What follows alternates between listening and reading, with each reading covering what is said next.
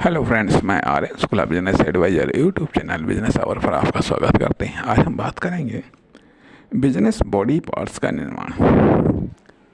यह business body parts का निर्माण क्या होता है, इससे हम क्या अर्थ लगाते हैं या इससे हम क्या मतलब समझते हैं।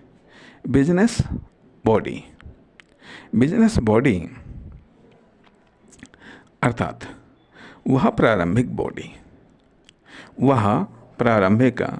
बॉडी जिसमें बिजनेस बॉडी के इंटरनल पार्ट्स जन्म लेते हैं, वो विकास करते हैं तथा एक्सटर्नल पार्ट्स ऐड होते हैं या एक्सटर्नल पार्ट विकसित होते हैं।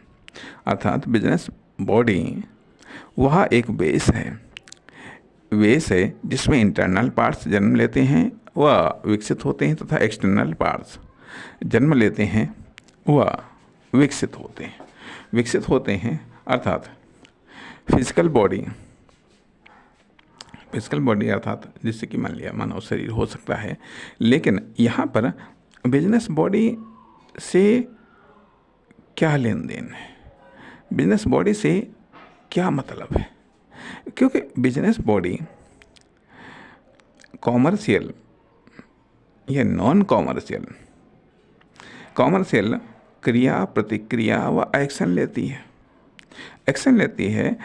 एक बात और भी आती है कि यदि कोई नॉन कॉमर्शियल बॉडी है, वह कोई कॉमर्शियल एक्शन लेती है, ये कितने कॉमर्शियल एक्शन लेती है, या मान लिया कोई कॉमर्शियल बॉडी है तो वह कितने कॉमर्शियल एक्शन ले रही है या कितने नॉन कॉमर्शियल एक्शन ले रही है, इस पर भी उसका रिटर्न या उसकी सक्सेस निर्भर करती है।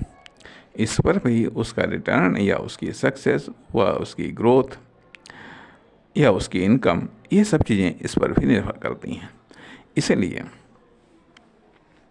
इसलिए प्रारंभ में जो कुछ भी प्रारंभ में एक यूनिट के रूप में, एक इकाई के रूप में बिजनेस बॉडी का संगठन या निर्माण होता है। यह बिजनेस बॉडी को जन्म दिया जाता है।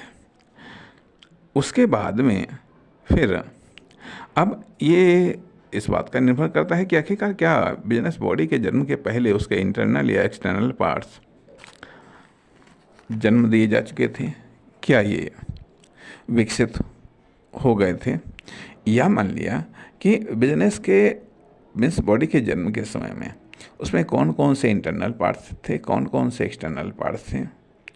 उसके बाद में आने वाले समय में जैसे जैसे समय गुजरने के साथ ही साथ उसका विकास होना चाहिए, समय गुजरने के साथ ही साथ। परंतु यदि केयर कायदे की नहीं है तो वह बिजनेस बॉडी जन्म के बाद से ही स्ट्रगल मोड में आ जाती है। वो स्ट्रगल करने लगती है। यदि सपोर्ट है तो वो धीरे धीरे प्रोग्रेस करने लगती है। समय के साथ ही साथ उसके इंटरनल पार्ट्स व एक्सटर्नल पार्ट्स डेवलप होने लगते हैं। अब सवाल इस बात का उठता है कि आखिरकार कौन सी बॉडी किस प्रकार की होती है, या ये जो अब हम बिजनेस बॉडी या बिजनेस पार्ट्स की जो हम संकल्पना लेकर के आए हैं या परिकल्पना लेकर के आए हैं, आखिरकार इसका उद्देश्य क्या है, इसका औचित्य क्या है और इसका बिजनेस स्टडी में महत्व क्या है। नमस्कार, धन्यवाद।